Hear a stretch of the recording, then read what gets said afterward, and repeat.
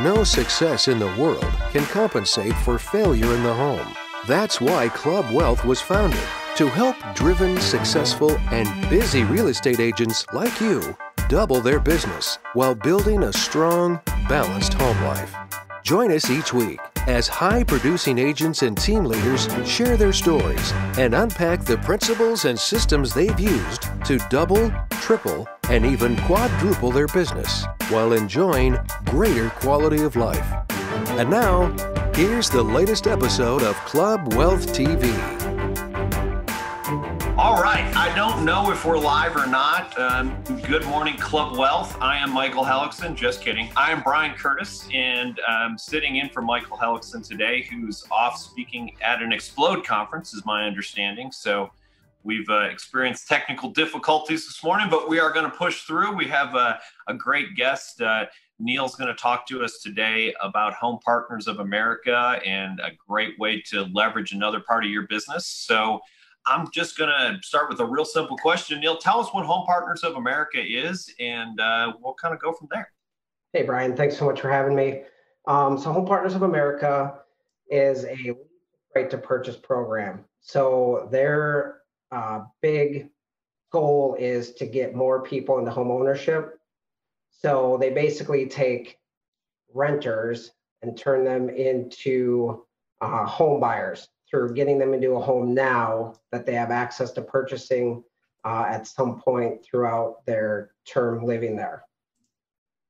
Gotcha. So with a program like that, I guess the first and most important question for probably the majority of the people watching today is, how does that help me? So I've got this guy who can't buy a house for what reason? And again, maybe before we even get there, tell me some of the criteria of the people that you're putting in this. So obviously, for whatever reason, either income or credit or something is keeping these people from buying today. They would love to be buyers, is my understanding. Yep.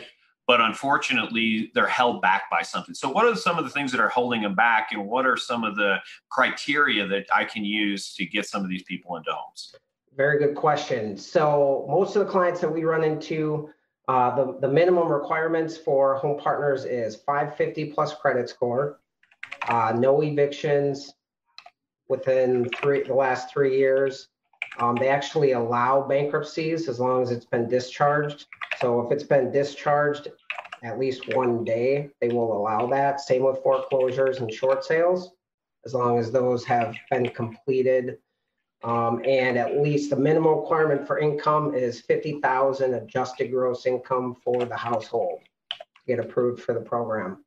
Okay. So are they looking at debt to income ratio? Because I'm guessing I don't want to put somebody in a house who has a 97% debt to income ratio. Correct. Because they're never buying that house unless they get rid of a bunch of debt or, I guess, got more income. That would. Correct. Good question. So they really focus on renters that have the power and the want to purchase the property. Now, they don't go into a crazy underwriting process like mortgage origination, but they will take into account debt to income ratio at some level. Okay. Do you have any idea what they're like? So I can tell you right now, as someone who was in the mortgage business for a long time, yep. Your conventional stuff is running around 45 debt to income ratio, 45%.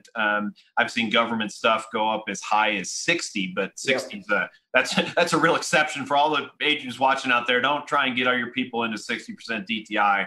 There's a lot of moving parts for that, but that's as high as I've seen it gone.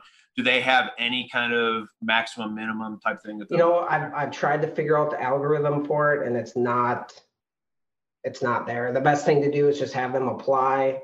Typically, when I talk to a tenant, future resident, Home Partners gets them approved for a little bit more than what they want to spend for rent. Okay. So, Home Partners, like I said, does take that into account. They do look for 2.5 to 3 times monthly rent as income, and then take into account the car payments and stuff of that nature. They don't focus on student loan debt or medical debt. Okay, so they're looking at it from a perspective, similar to what the banks are. I mean, the banks Yep. look at student loan debt, but they're not going to necessarily look at it as strongly as other debt. And oftentimes you can defer that and not count it at all. So Correct. it sounds like they're using a similar model, maybe hybrided a little bit. Yeah. So, let's talk about what this really looks like. If I've got a client who, let's say they've got a 575 credit score, they've been trying to get their credit up, can't quite get it up. And I would say, okay, great. We've got this program for you. What does that look like? What's their process? How challenging it is for them? How challenging is it for us as agents?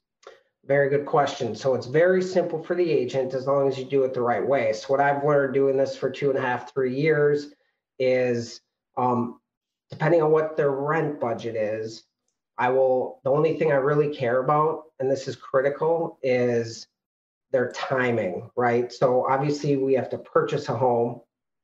We have at least 2 weeks, depending on the city, if there's a rental inspection that's required, of make ready costs for home partners to go in and change the locks, make sure it's leaseholder ready. So the timing is the biggest thing with home partners, and making sure that the tenant isn't strapped for time. Like if they have to move in 5 weeks because their lease expires, it's just not fair to put your tenant through that. But if they're flexible month to month, then you start showing them houses based on the rent amount that they want to pay on a monthly basis. Show them houses for sale. They love the idea. That's been my biggest learning curve is if I go in, just like a listing presentation, you never want to try and sell someone about your listing awesomeness, right? Or home partners over the phone. It just doesn't work, right? Amen. So showing them houses has been probably the biggest helper, if you will, with my success with home partners is when you find them a rental that basically someone else will purchase and lease to them, and it's like an immaculate home that's for sale, they'll do whatever it takes to get it, right? And then obviously they'll be in better hands, right? They have a national property management company that manages the property and makes sure that it's in tip-top shape when they move in. So tenants seem to love that. Once you find them a house that they want, you get them to apply for the program. That's one big difference between me and a lot of other agents that do this program is I will show them the house. I'll find them a house that they want, and then just send them a link to apply for the program, get approved for the program. Then as agents, we submit all the information to home partners that they need to correctly assess the value. And then they run their numbers on what they feel the house is worth, comparables, rent market in that city, et cetera. And then they send over documentation to the tenant, basically approved, saying, hey, do you agree to this rent amount, this purchase price? One cool thing about home partners, guys, is like they're super overly transparent. Good. So, which is good.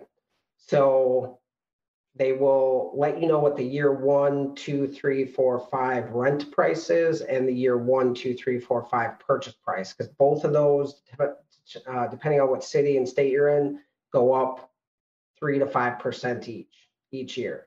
Okay, so they're just basically trying to stay with market trend. They're not trying to gouge somebody. They're saying rent goes up 3%, values go up 3%, and do that. So you said something very interesting. You said that once you find them a house, then they apply. So here would be my question to you. Have you gone out and shown somebody 25 houses and found out they don't qualify? Yep. Okay. I have. And again, that's where the learning curve is. I go based on rent. I found out that if you are willing to pay more than $2,000 a month in rent, you are more apt to qualify for the program. And the reason I do that, I promise it's not about the money, because obviously the rent dictates the purchase price, but it doesn't hurt. But I think especially with the Club Wealth family, all the coaches, we all feel like if we say we can help someone, we better be able to. So I feel more confident being able to help someone that is able to pay more in rent, just because the housing quality, when you're looking at $1,250 a month rent compared to $2,500 a month rent, you might get 7 offers approved or under contract at $1,250 a month, but home partners won't end up purchasing them because of it's not move-in ready, etc. So let's talk a little bit of price point in your market, because we're talking numbers. We're talking, $1,250, $2,000, but each market's different. Like I've got a team in Arkansas, and $250,000 buys me a good size house there. I live in Boulder, Colorado now, and $250,000 buys you a garage. So, I mean, it's a lot different market to market. So tell me a little bit about your market as far as, so we can kind of talk apples to apples. So, what's the average sales price that you guys have in your market? Good question. So we're right around 300,000. Okay. For Home Partners of America, 3,000 a month rent dictates their highest purchase price in the Twin Cities, which is 450,000.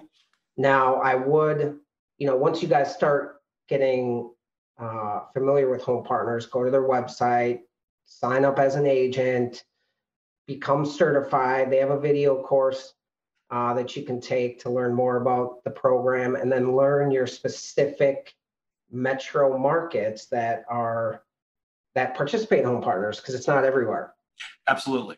Like I know I can tell you right now, it's in Denver, but it's not in my market in Arkansas. So correct. Yes, there's definitely places. So let's look at your average sales price is $300,000. And I mean, I can tell you, and I'm assuming 100% financing here. I just did some quick math on my calculator. So if you were financing $300,000, so if you're a VA buyer, let's say, because obviously there's not a lot of 100% programs out there, you're looking for principal and interest right around $1,380 a month.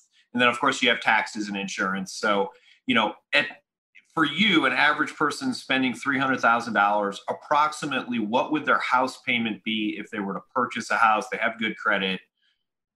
Very good question. So I'll take care of that.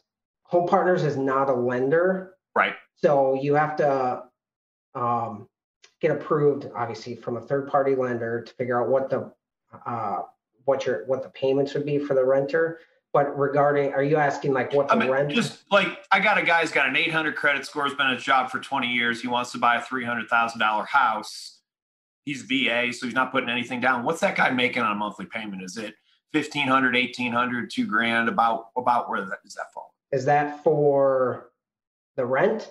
No. Just a regular buyer. I'm sorry, I'm changing the subject. I apologize. Just if you had a regular buyer, you were going to buy a house, and you were going to buy a house for $300,000, finance $300,000, approximately what would the mortgage payment be? What I'm trying to do is let the audience take a look at what a mortgage payment would be for a person who has great credit versus the rental payment through Home Partners of America. Because here's the thing that I've found with renters, that sometimes we tell them stuff and they're like, well, why can't I have this? My buddy just bought a $300,000 house and he pays $1,700 a month. Why am I paying $2,500? Yeah. We need to be able to cover that objection, and I'm sure you have a process for that. I'm just trying to compare apples to apples. Yeah, so always, if they're able to purchase a property, that's always going to be the best option. The rent's going to be more. With Home Partners, none of the rent goes towards the principal. So if they are wanting to purchase the property, they should do it as soon as possible. They can actually exercise the right to purchase anytime after 90 days of moving in. Okay. So at that $300,000 price point, you're looking at $2,000, $2,500 a month, probably. Be my guess. And then, so if I was a purchaser, I'm a good credit person, I'm going to pay about $2,000 a month. If I'm a 550 with Home Partners, that same exact house, how much am I going to rent it for? That's what I'm trying to compare. Good question, my friend. So with that, it's different. It's interesting. Another algorithm that Home Partners has takes into account, of course, more than likely, mostly the list price. And then you have taxes for that area and whether or not it's a finished basement. And in some states, they allow purchasing of pools. I'm sure for insurance purposes that gets taken into account as well. 300,000, we're looking at anywhere from 2,000 to 2,500 a month. For rent? Yep. Probably closer to 2,200. So you're probably looking at maybe paying 10% more than what you'd pay if you had good credit and purchased it outright. And that's what I'm trying to get at. So that's something I'm assuming that you cover with people. Say, look, you're going to pay a premium, but you also have the option to purchase it anytime in the next 5 years. And by the way, we've got you in a house. You don't have to move again. What are some of the objections that you hear, and how are you dealing with them, I guess? I would say the biggest objection that we would run into is the deposit. So having a property management company, I know that most security deposits are 1 month's rent. Okay, plus first month's rent to move in. And then for home partners, it's 2 months rent deposit, which is fully refundable with interest. So when they move out, home partners has to give them their deposit back, barring any damages, of course. So it is kind of a small fortune to get into it. But again, when you're working with people that are willing to pay $2,500 a month, it's less of an issue than someone at $1,250 a month, et cetera. Absolutely. So that's the big objection that we have. The time, the moving time, the timing, having to wait 6-7 weeks is sometimes hard for them to be able to do if they're in a lease that expires. Okay. So where are you getting the majority of your leads from this? It sounds like this is something you're doing on a pretty regular basis. Getting poorly qualified people is not the most challenging thing, but at the same point in time, my guess is you're still looking for a certain person. Are they people who are coming up organically through other lead generation, or are you actually marketing to these people? Very good question. And I definitely wanted to touch on that. So doing tenant placement. So anyone that's on here that has property management that's in a home partner's market, it's like so mandatory that you guys get versed in this, because if you're showing or your team is showing houses for rent, and obviously you have the responsibility of your client, the owner of the property, to try and get his property rented. If that tenant doesn't like that property, hey, you know what? I have another option. I actually I partner with an investor that will purchase properties that are for sale, might get you a little bit nicer house. I'll send you a list. Another critical key that I do differently is I send them a list of the MLS. I don't send them to home partners, because then they start reading and, oh, it's a scam or whatever. So I send them a list of properties to go look at through the MLS and say, hey, this is within your rent budget. Let me know which ones you want to go take a look at. So nice. Doing the tenant placement thing. And then guys, when you have listings that are in a home partner's market, and that's my little gift for you guys today, is my addition to my listing presentation. I added to remind you to talk about home partners when you're in a listing presentation. Current listings that you have, if you just market on Zillow, you'll get enough leads to possibly double end that deal. And that's the big. So explain that to me a little bit more. I appreciate that. So I'm the seller, and you're sitting with me. You've gone through the rest of your listing presentation. You say, oh, by the way, I have this really cool program that I do with Home Partners of America. Pitch to me like I'm sitting like I'm the seller, so I can understand it, so our audience can see what you're saying. Awesome. Yeah. So, Mr. Seller, we partner with an investor that will actually purchase properties once me as an agent finds a renter. So what that means to you is giving us permission to market your property for rent. It will not overlap any of the for sale marketing, but that gives us, in the Twin Cities, it's actually 54% more people in the pie of people looking for housing are looking to rent. So we're actually doubling your odds of finding someone to purchase your property. We've done hundreds of transactions with home partners, and it's very slick. It's a no-brainer. So basically, I just get permission from them to allow us to market the property for rent, and then we do both rental and for sale marketing on the property. And they love the idea.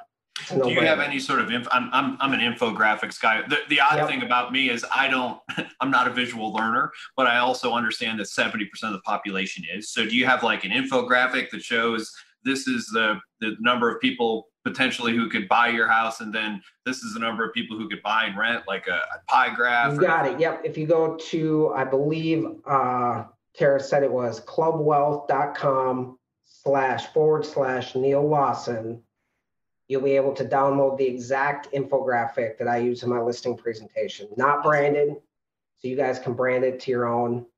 So I put that together for my listing presentation and figured I could share that with you. Has the stats on there with the pie chart showing that we more than double your odds to sell your property. So with that in mind, let's talk seller marketing a little bit. So, I understand in a listing presentation, but one of the biggest problems that we have in our industry is not necessarily closing in the listing presentation, although I'm sure some of us could get better at that, including me. But the goal is to get in front of more sellers. So are you using any sort of marketing with Home Partners of America to get in front of more sellers? Good question. So it's a very easy pitch when we're talking to people on the phone for sale by owners, expireds, because we have that no one else is doing this. And there's 3 out of 5 of the top producing Home Partners agents in the Twin Cities for Home Partners. I mean, you guys have a crazy advantage not being in the Twin Cities because the competition here is fierce. But if, so my point is sellers haven't heard this. So if you're telling them, hey, you have an investor that'll purchase your property for cash within 3 weeks, I just have to find a tenant, like they're all ears. So it gets you at the table, and then you can explain, obviously, your seller package and then including the Home Partners of America piece as well. So I'm calling an expired and I say, hey, Mr. Expired, this is Brian Curtis with HomeQuest Realty, and I'm just reaching out to you. I saw your house expired on the MLS, and I've got a really cool program that might be able to sell your house in a very quick period of time. I'd love to sit down and meet with you. Is that something, what's your scripting? Yeah, that's pretty much it, Brian. Just getting them intrigued and letting them know, like, we're different, right? That's the biggest thing. No one's been able to advertise his property the way we will. So getting the appointment with something exactly like you just said is perfect. And then you can walk him through, obviously, the for sale stuff, the 44-point listing presentation, right? And then the Home Partners of America stuff. Okay, so that's an expired. What are you saying to FSBOs? Because obviously some FSBOs, the whole reason they didn't list is they're trying to save money. They don't want to pay an agent, different things like that. So let's talk FSBO marketing for them. So I call that FSBO up, and what am I going to say to that person to get them to potentially meet with me? Perfect. So prefacing, all I want is permission to market their property. Okay. Best case, I get the listing, right? But all I want is permission to market their property. I know I'm going to get at least 1 or 2 Home Partners leads and hopefully be able to purchase that property with Home Partners. Worst case, I get 2 or 3 Home Partners leads that I convert to Home Partners and we buy a different house. Doesn't matter. So I'm just letting them know, like, hey, I have potential to purchase your property. I'm not looking for a listing.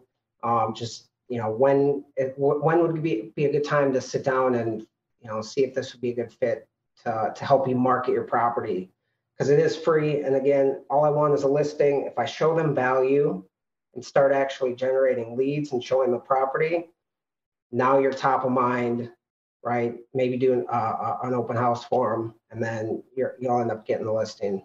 Okay, so basically, it's Home Partners. Yeah, so basically, it's, hey, Mr. FSBO, I'm reaching out to you. I've got a program where we have investors that buy houses. I'd love to come over and take a look at it. I'll show you how our program works. You can get an idea of what we're doing, and I'm assuming that you ask them to pay you. If I bring you a buyer, correct? Yeah. Will you pay us a commission? Yeah. Okay. Yeah. And that's a real important thing. Now, here's an interesting question for you, Neil. Though, would you be willing to market someone's house who wasn't thrilled with doing that? They weren't, I don't necessarily want to deal with that. Is that something that you would do just to get to, because like you said, I'm getting 2, 3, 4 potential leads off of that property. If someone says, no, I'm not interested in doing that, would you still market their property? I would, for sure, with permission. Yeah. And most of them will pay something, but again, I mean, we had one rental last year, $1,650 a month. So not even in my crazy good range. We placed a tenant there, obviously, and had 4 Home Partners transactions from it. So you never know which listing, rental or sale listing is going to pop off. You just want as many as you possibly can, working the leads correctly, Okay. Well, that's great. I mean, and here's what I love about what Neil just said. He's not looking at one sale. And I feel like sometimes agents get stuck. They're like, well, if that seller won't pay me, I don't want to deal with him. He's a jerk, blah, blah, blah, blah, blah, blah, blah. But one of the things, if you guys are out there dealing with FSBOs, try to understand the mentality of a FSBO. Yeah. A FSBO, they're not always a jerk. And if there's just a lot of people who say, oh, I'm sick of those FSBOs. They're jerks. They don't respect us. Here's the thing. There are people out there just like each and every one of us trying to save a little bit of money.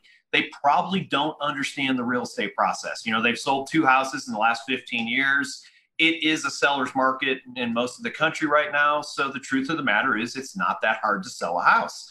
So that doesn't mean that there's not an opportunity there. I did this for years back in the boom in 05 and 06, where basically I marketed FSBO houses for free all the time. I didn't even have a cool program like Neil has, but I marketed those and I didn't take a commission. I offered to manage the transaction if it went under contract for 1%. Exactly. But for every house that I put marketed, I probably sold 3 houses. So, and again, I'm not interested in working for free. That's not what I'm suggesting, but please understand there are ways to create business using other people's properties. And it's just a different way to do it. Here's another thing for you guys out there who do this. I actually, if I were to go on a FSBO appointment and they didn't want to list their house, but they agreed to market it, another thing that I'm going to do, I'm going to ask them, can I put a lockbox on your house? And here's why.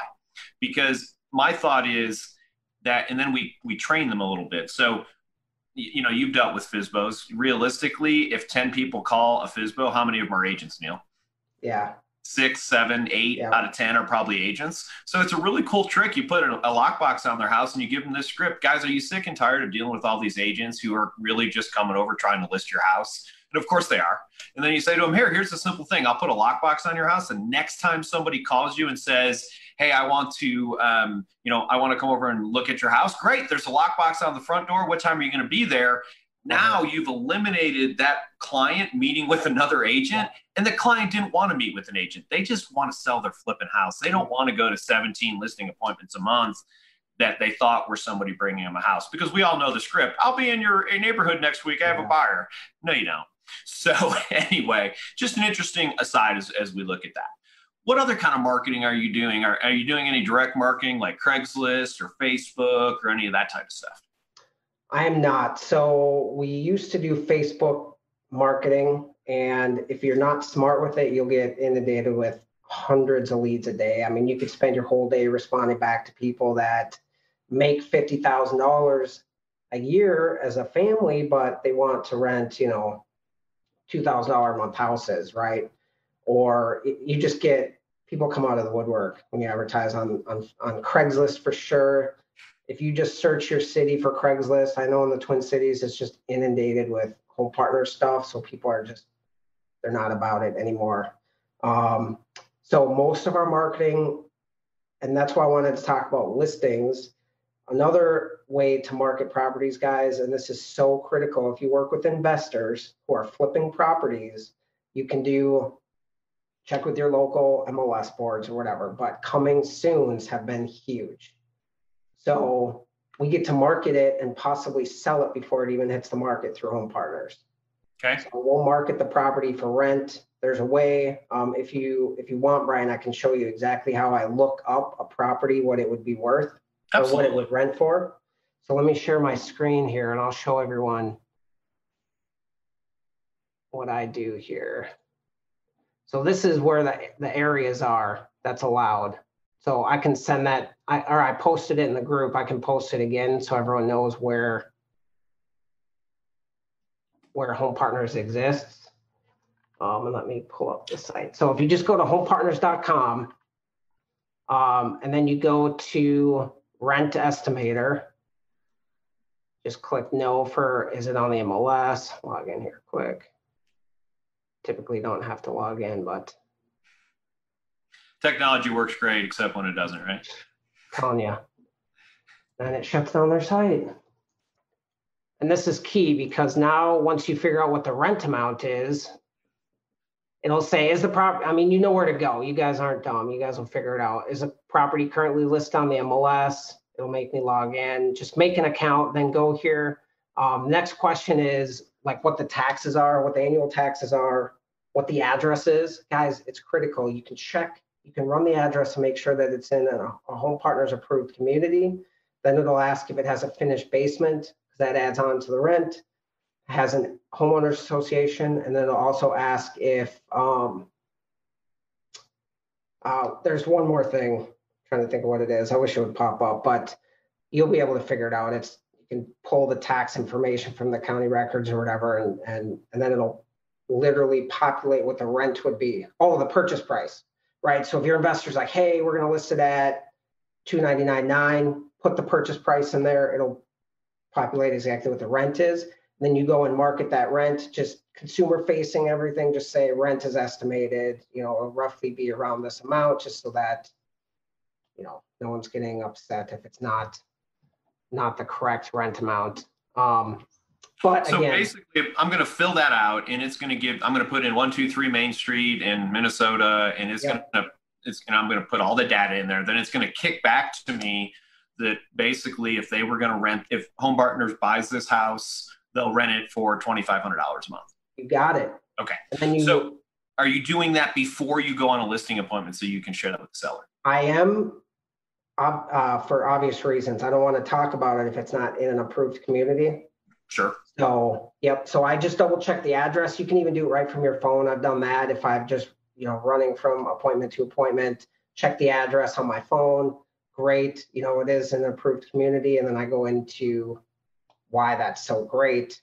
You can market a listing for rent way before you're going to put it on the MLS. If they're still doing touch-ups and stuff like that, especially for investments like flipping properties, you just get 3 to 7 pictures: kitchen, master bath, outside, backyard, family room. Renters, all they need to see is the quality, and they're going to hit you up, and you can show the property and potentially get it sold. Home Partners will buy it for sale by owners. They'll buy pre-list with dual agency. We've done a bunch of those. So I think it's an absolute no-brainer to get in the door with people ahead of the game. If they're not ready to list, well, hey, we do have this other option. It's a great way to gauge the market as well, if you're not getting a lot of leads, etc. So that's been huge to our listing presentation and just our overall success. Yeah, it sounds like you're here's one of the things that I've been saying for the last few years, and I say the year, but in 2019, I firmly believe that being different in and of itself almost makes you stand out. Now, I prefer different and better. I'm not just different, but the reality is that, every agent, I've been saying this for a couple of years too. There's so much information out there. None of us are failing in business because there's not enough information. There's more information available today than there ever was before. So, we all have very similar listing presentations. We all learned the same scripts. We've all done this. Those of us who are trying to perform at a high level, like Neil. So, I love that you've come up with just a tweak, because, if someone's talking to 5 people, and realistically today, I remember starting in real estate, you went to a listing appointment. If you missed it, it was because you were really crappy, because they weren't talking to anybody else. As long as you did a decent job and got along with the seller, they listed their house. Nowadays, they're talking to 3, 4, 5, 7 people. They're looking at Zillow, Instant Offer. There's so many moving parts out there. So you've got to be different. And I love the fact that you're coming with something that's unique, it's different, and it adds value. And, think about that just in general as you're out working with buyers, working with sellers, is if your value proposition is, I'm going to do a great job, I'm going to show up on time, you need a better value proposition, because everybody, that's the minimum standard out there, guys. We've got to bring something else. And, it's interesting too. Someone I was talking to the other day said, I'm selling a $300,000 house and it's $9,000 commission. And I'm assuming 6%, by the way. It's not $9,000 commission. It's $18,000 commission. You're selling a $500,000 house. It's not $15,000 commission. It's $30,000 commission. Yes, that's our side that we split with our companies. But you got to remember, the seller doesn't care where that check goes. Yeah. The $30,000 still comes off of them. We have to show value. And I love that we've got, you're coming up with additional things to do that. So let's talk real quick about some of the problems, and not to be negative, but it's great. I'm sure. How many of these transactions have you done approximately? Do you have a number? With my referral partners, close to 174. Okay. So my guess is you've never seen everything. Anyone who says they've seen everything scares me. But doing over 170 transactions this way, what kind of pitfalls? What are some of the things that you've learned? Maybe some of us who are watching can take a shortcut and, no offense, not make some of the mistakes you made just because you didn't know.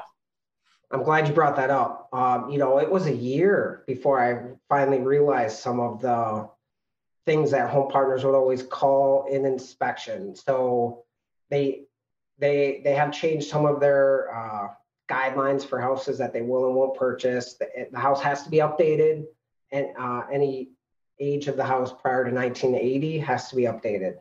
So define updated, because that's kind of a vague Good term. question. Bathrooms or kitchen updates, right? Granite, stainless, etc. They just don't want to deal with old houses. They pretty much became a landlord overnight. So they have the data. They just don't want to do it. So move-in ready. The first place I'm going to, in the house is the mechanicals room. They call out old stuff that they're going to have to replace during that 2 weeks of make ready: furnace, water heater, air conditioning. I'm not an expert, but this has really helped me become better at identifying older mechanicals. Huge. The breaker box, stuff like that. And then just the overall condition, because they do a really good job of doing an inspection, but then negotiating the inspection. So that's been a huge hurdle, is just making sure that you're realistic with the buyers. If the prospective residents, if we're walking through a house and they're like, hey, we could update this, and it's like, well, Home Partners isn't going to buy it. You know what I mean? So you only have a certain number of tries before the resident's like, I'm not going to do this anymore. Like, it's I wanted that house, it didn't work. I wanted that house, it didn't work. Right? So now we've gotten to know what they bought, just going through those that number of transactions. So the nicer the house is, the better. That brings me back to the higher rent. It's not about getting paid more. It's honest to God, it is the likelihood that transaction happens, likelihood of a happy prospective resident, et cetera. So that's been I would say, the biggest hurdle, but I've learned a ton as well. Sellers will take a lot less than you think they will. They will negotiate an inspection period. The way Home Partners does it is quite genius. So there's that. On top of the seller taking less than you think they will pay above list price. They're typically 95% to 105% of list price. If there's multiple offers, they will pay more than list, just they're not some investor lowballing everybody. They will pay what it's worth. So there's my 2 cents on that.